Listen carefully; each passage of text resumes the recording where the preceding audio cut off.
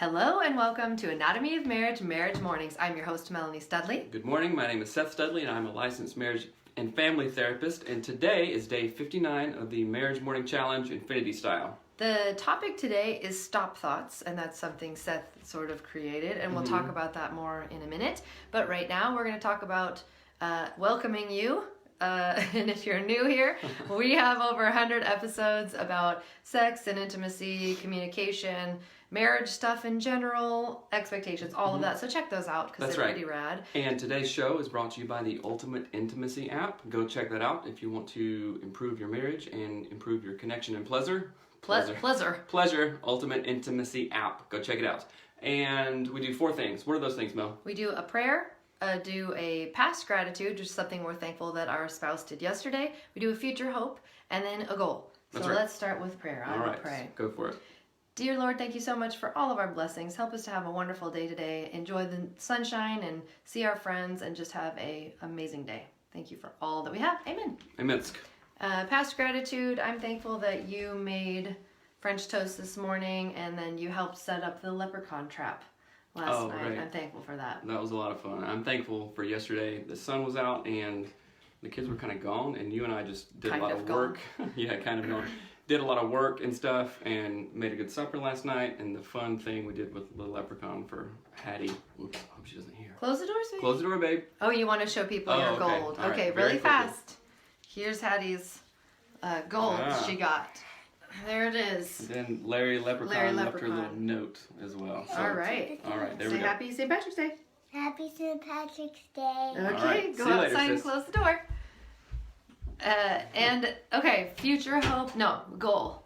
Yeah. I have some work to get done, but my goal really is to have a fun family day. Yeah, I have some people to talk to today and also do some stuff outside, just hang out with the kids and do Mariners Rocket today. So that'll be fun. Right. Okay. So the topic is stop thoughts, and it came to me, the idea to share this intervention came from when we did Melissa's interview and we talked about stop thoughts. And you shared it with our neighbor, even to help her get over her fear of doing circumcisions because she's a doctor. And also used it with another friend who was afraid of throwing up. Oh yeah, that's right. So tell us about how stop thoughts comes from some cognitive behavioral techniques, and I kind of made up the word stop thoughts or the little intervention. I didn't make up the whole intervention, but I just tweaked it a little bit. And it's if a negative thought, it's kind of self-deprecating, untrue thought comes into your mind, you want to literally arrest that thought, and I tell myself and my clients to, if you need to say it out loud, then do it. Say, no, that is not me. I'm going this way. I'm not going that way, like emotionally or whatever. And you literally stop the thought. You arrest the thought, stop it dead in its tracks, and do something different. And over time, you can begin to build a habit around that. And it really does help, because it's like, it kind of throws a wrench in the system. Like I'm going downhill, put on the brakes, stop, and then maybe turn around or do whatever, but temporarily just stop and you get the chance to go in another direction. And our thoughts determine how we feel, and our feelings determine how we behave and act, right? Yeah, that's why stop thoughts is so important, because in the examples that we talked about, one of our friends has anxiety around throwing up, another one of our friends has anxiety around doing circumcisions, and those are sort of bigger things where it's like... I have anxiety around circumcision. Yeah, but it's helpful in those situations. It helps them get past things that are sort of anxiety inducing, but we also have negative thought cycles that are really... seem smaller because we're used to them, right? They're not around something big like a circumcision, right? But it's something like, I will never change, or he will never change, I'm stupid, or this isn't worth it, or it will never get better, she's probably lying. Like, these are negative thoughts that have a huge impact when they're repeated daily over time. Right. But if we could learn to stop those thoughts and have a more proactive take on our relationship, on the things that we're thinking. So thinking about what you're thinking about is essentially the concept. And I don't know what made me think about doing this for today, but I just think it's such an important topic, because when people write in and do stuff in the community, you can actually, sometimes we can hear their negative, like they're not saying it overtly, but you can tell that their negative thought cycle is like, well, he's going to do it again, or it's not even worth it, or I'll probably mess up, or whatever. Yeah, you can read between the lines to see the under or overarching kind of thing, what's really going on, and that happens a lot. Like sometimes, well, this is a good example. Sometimes the negative thoughts, like, oh, I can't do this, or I'm so stupid, or whatever. What's the underlying thought of that? Maybe it's you're remembering back, like, oh, that time I got embarrassed and it really was hard. But those 5 other times that didn't happen, and just because we're humans, we always tend to notice what's wrong rather than the 10 other things that are right in the whole situation. Yeah, and I think it goes back again to really challenging what your negative thoughts are. So how about we say some of ours? Okay, let's see. And I think it's really insightful, like when you overlay the Enneagram over your negative thought cycle, because every time I have negative thoughts, it's almost always in line with my Enneagram, like the thing that, whatever it's called, like the thing that you say about yourself or whatever. Right. You know what I'm talking about? That Justin mentioned in that episode. Because every time I have a negative thought cycle, it's like, he doesn't even care. It's that. It's, he doesn't even care. When really it's like, you just don't see the same things that I see. Right. But if I feed that negative thought cycle, I will become bitter. I will become resentful. I will be mad at you. And then what you focus on expands, and then you will begin to look for those things. Yeah. And that's how people get stuck in just years and years of negativity or just a really pessimistic attitude. But the glory, the nice thing in that is you can literally flip that. Like, I can look for the good. I can start to cultivate a positive attitude, which is optimistic and forward thinking and growth mindsetful. Growth mindsetness.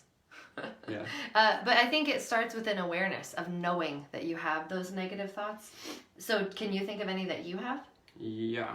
Just about my own self. Whatever.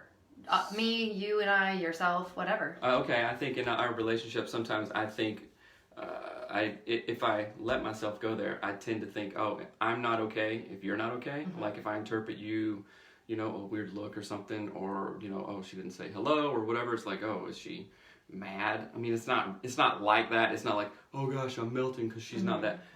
But I probably think about that every day, like, which is, I think, somewhat normal. Like if you're in a bad mood, like, oh, okay, well, that's whatever. It's like when one of the kids wake up in a bad mood, you're like, oh. You're on edge because of it? A little bit, yeah. And how is that a negative thought, though? It is because your actions make me interpret how I feel about myself or how my day goes, kind of. Not really. I mean, sometimes, but it's not as bad. It's not as bad as it sounds. Okay? Yeah, it's not as bad as it sounds. But if I can go, okay, she's her own person. I'm my own person. She can do what she wants, whatever. Not in a weird way, like